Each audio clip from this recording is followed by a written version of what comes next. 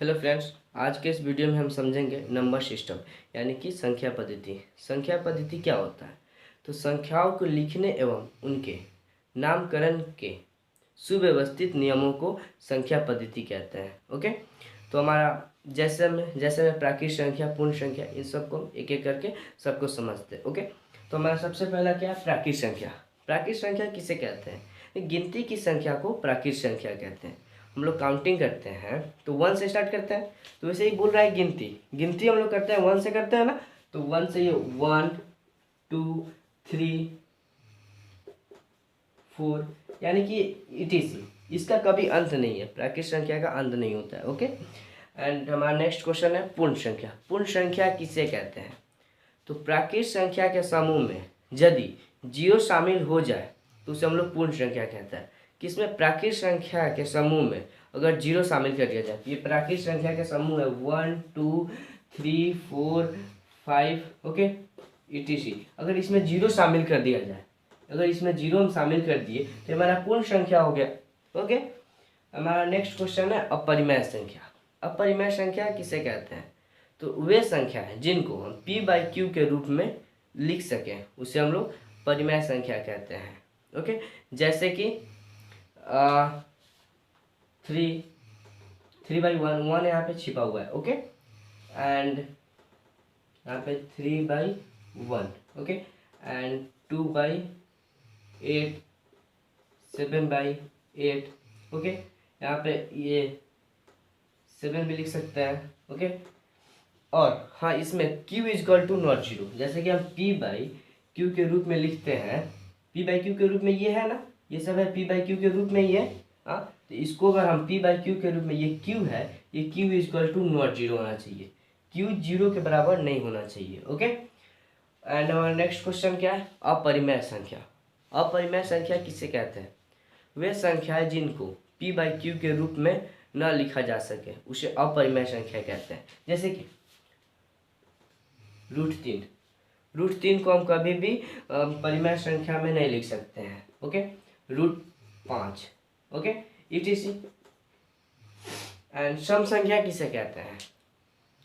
सम संख्या वे संख्या है जो 2 से पूर्णतः विभाजित हो जाए, उसे हम लोग सम संख्या कहते हैं। जैसे में 98 108,654, ओके, ये भी विभाजित है 2 से, एंड 88 etc। ये सब 2 से विभाजित हो जो संख्या 2 से विभाजित हो जाएंगी वो सम संख्या कहलाएंगी। ओके, एंड विषम संख्या किसे कहते हैं? विषम संख्या वे संख्या है जो 2 से पूर्णतः विभाजित नहीं हो, उसे हम लोग विषम संख्या कहते हैं। जैसे में 7 7 8 8 4 3 4 9 1, ये सब हमारा ईटीसी।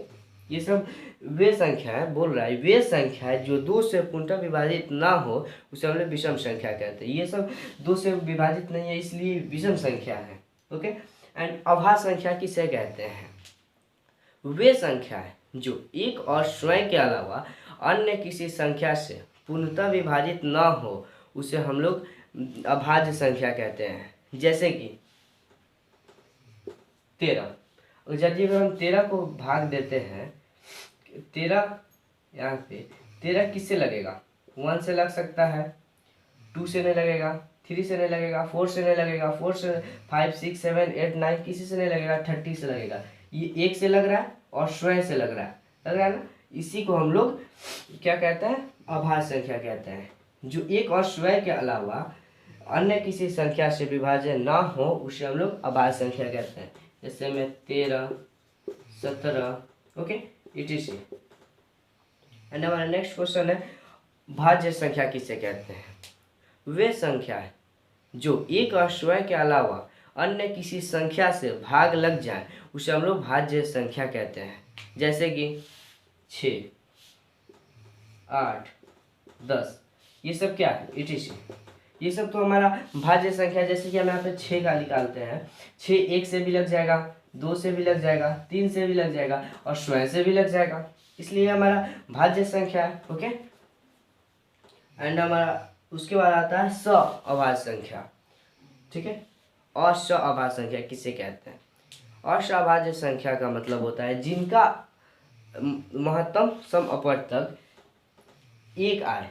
मतलब कि जैसे कि हम ले लेते हैं 5 और 7, 5 7 का एचसीएफ निकालेंगे तो उसका एचसीएफ 1 आना चाहिए, 1 के अलावा और कोई संख्या नहीं आना चाहिए। अगर और कोई संख्या आएगा तो वो असहभाज्य संख्या नहीं होगा।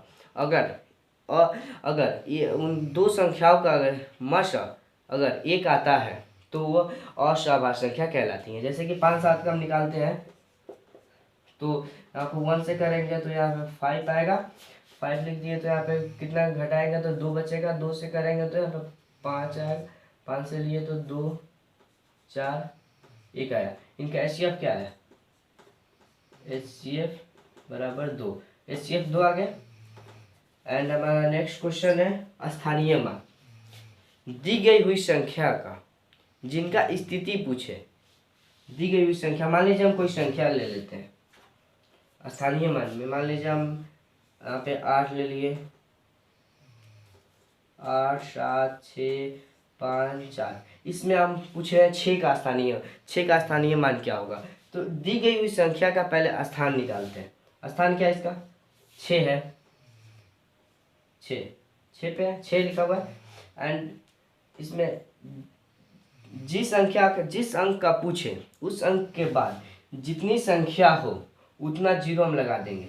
यहाँ पे 2 अंक है तो हम 2 लगा दिए। अगर ऐसे ही पूछे कि 8 7 6 5 2 1, इसमें हम 7 का बताएं तो 7 का स्थानीय मान क्या होगा?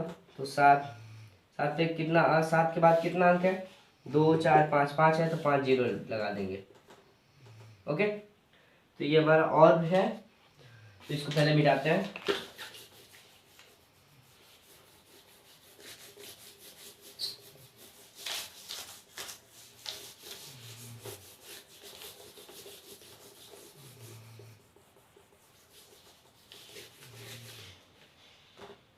ओके, तो उसके बाद हमारा 1 अंक की सबसे छोटी संख्या क्या है?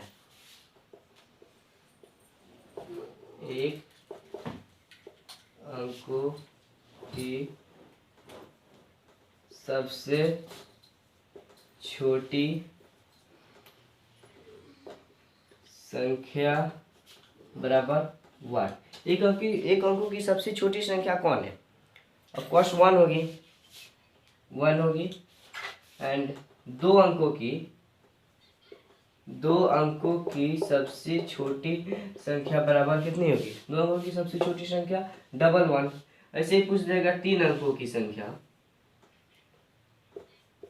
3 अंकों की सबसे छोटी संख्या बराबर 3 को 1। ओके, जितना अंक का पूछे, सब छोटी पूछती है तो जितना अंक का पूछे उतना 1 डाल देंगे। ओके, और बड़ी अंक का पूछे तो हम लोग अगर पूछे 1 अंकों की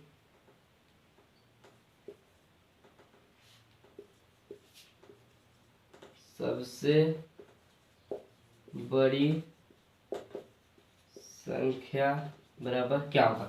1 अंकों की सबसे बड़ी संख्या क्या होगी?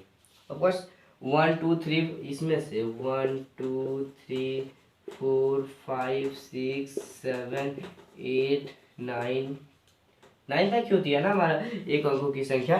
तो इन सब में से हमारा सबसे बड़ा कौन है?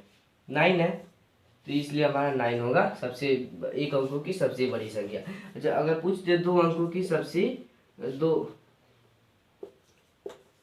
दो अंकों की सबसे बड़ी संख्या बराबर तो 2 × 9, जितना अंक का पूछेगा उतना हम 9 डाल देंगे। बड़ी संख्या में जितना अंक का पूछेगा उतना हम 9 डाल देंगे, और छोटी संख्या का पूछेगा तो जितना संख्या का पूछेगा उतना हम 1 डाल देंगे। ओके।